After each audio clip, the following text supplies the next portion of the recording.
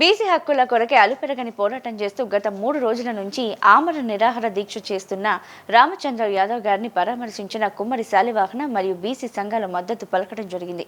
ఈ కార్యక్రమంలో ఐలాపురం భాస్కర్ శ్రీనివాస్, రాష్ట్ర కుమ్మరి శాలివాహన అధ్యక్షులు నమ్మి అప్పారావు, ఎన్వి రావు, ఎజర్ల శ్రీనివాస్, బాడిస రూపేష్ మరియు బీసీ జాతీయ నాయకులు, కుమ్మరి శాలివాహన నాయకులు పాల్గొనడం జరిగింది. పోరాటానికి ఏదైతే మేనిఫెస్టోలో పెట్టున్నాయో అవి సాకారం చేసుకోవడానికి ఆయన చేస్తున్న కృషిని మన వెనకాలండి సపోర్ట్ చేసి అది సాధించే వరకు మనం కూడా వెనకాలండాలని కోరుకుంటూ బీసీ సంఘ నాయకులందరికీ పిలిపిస్తున్నాము. అలాగే ఏదైతే మీరు మేనిఫెస్టోలో పెట్టారో వాటిని అమలుపరచమంటాం. అది చాలా దమమైన దీక్షది. మరి ప్రభుత్వం ఎందుకు మెయిన్ మార్షాలు లెక్క పడుతుందో నాకు అర్థం కావట్లా. ఏమైనా ముఖ్యమంత్రి పదవి అడిగామా లేదా ఇంకేదైనా అడిగామా? ఇలా అడగలేదు కదా మిమ్మల్ని.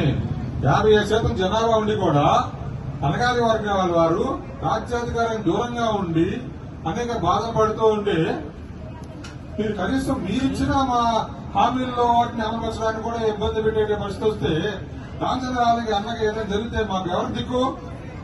బీసీలకి ఇంత ధైర్యంగా పోరాడిన దిక్కు ఎవరున్నారు? కాబట్టి అలాంటి అన్నని మేము కాపాడుకుంటాం. దయచేసి మీరు ఇప్పటికైనా సరే కళ్ళు తెచ్చి ఎక్కడున్నా సరే మీరు దయచేసి ముందుకు వచ్చి దాన్ని పరిష్కారం చేయండి. అది మీ బాధ్యత. సో అన్నగా చేసిన ధర్మదీక్షలో తప్పనిసరిగా భగవంతుడు అన్ని రకాలుగా అన్నగా సహకరించి ఆయనకి చక్కటి ఆరోగ్యాన్ని ఇవ్వాలని చెప్పేసి కోరుకుంటూ మీరు కూడా మీ పంతాన్ని వదిలిపెట్టి బీసీల కోసం మీరు బీసీలు మా డిఎన్ఏ అని చెప్పుకుంటున్నారు. మరి బీసీల కోసం మీరు ఇచ్చిన హామీలు అమలుపరచమంటున్నా. కొత్త ఏం చెప్పట్లా. మహిళలు అక్కడ మహిళా రిజర్వేషన్ చేస్తారు, బీసీలో సబ్ కోటా లేదు. అక్కడ చట్టసభలో బీసీలో కోటా లేదు. అయినప్పటికీ మేము అన్ని నోరు పోసుకు కూర్చుంటున్నాం కదా. కనీసం మీరు ఇచ్చిన మేనిఫెస్టోలు అమలుపరుచుంటే మీకు ఇబ్బంది ఏంటి? దయచేసి గౌరవ ముఖ్యమంత్రి గారు అలాగే లోకేష్ గారు కూడా దీన్ని అర్థం చేసుకుని బీసీల యొక్క మనసు రాష్ట్రం అంతా కూడా బాధపడుతుంది. ఇక్కడ రాలేదు, వేల మంది రాలేదు అనుకుంటున్నాను. వేల మంది రాష్ట్రం అంతా ప్రజలందరూ గమనిస్తున్నారు. ప్రతి ఒక్కరికి మనసులో ఉంది. రామచంద్ర యాదవ్ గారికి నా హృదయపూర్వక అభినందనలు.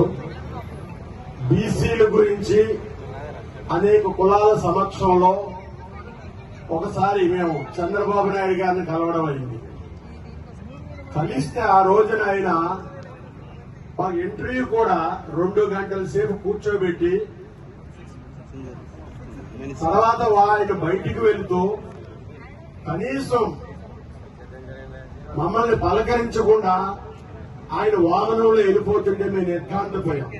ఏమండి అంటే ఆయన ఒకటే అన్నాడు, ఏం బీసీలయ్యా, ఎన్ని సంఘాలు ఉన్నాయా మీరు?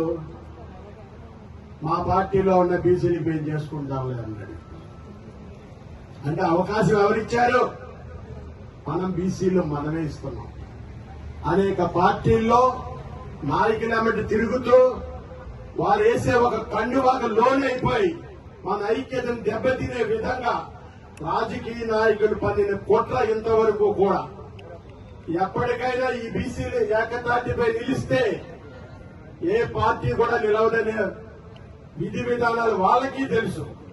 కనుక వాళ్ళ నైపుణ్యత ఏమిటంటే ఈ బీసీలను ఎప్పుడు కూడా ఒక ఐక్యతగా మనం చూడకూడదు, ముక్కలుగా చెయ్యాలి. ఇప్పటి వరకు నడుస్తున్నటువంటి విధి విధానం అది.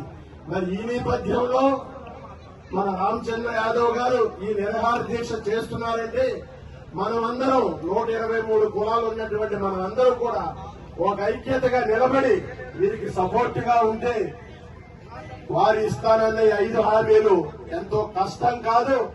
ఆ కష్టం కాదు కాబట్టి ఆ కష్టాన్ని మనం నిలబెట్టుకునే విధంగా మన కమ్యూనిటీ వర్గాలందరూ కూడా నిలబడాలని, అదేవిధంగా మా విశ్వబ్రాహ్మణ కమ్యూనిటీ రామచంద్ర యాదవ్ గారికి సపోర్ట్ గా నిలుస్తామని సభాముఖంగా తెలియపరుస్తూ సెలవు తీసుకుంటాం.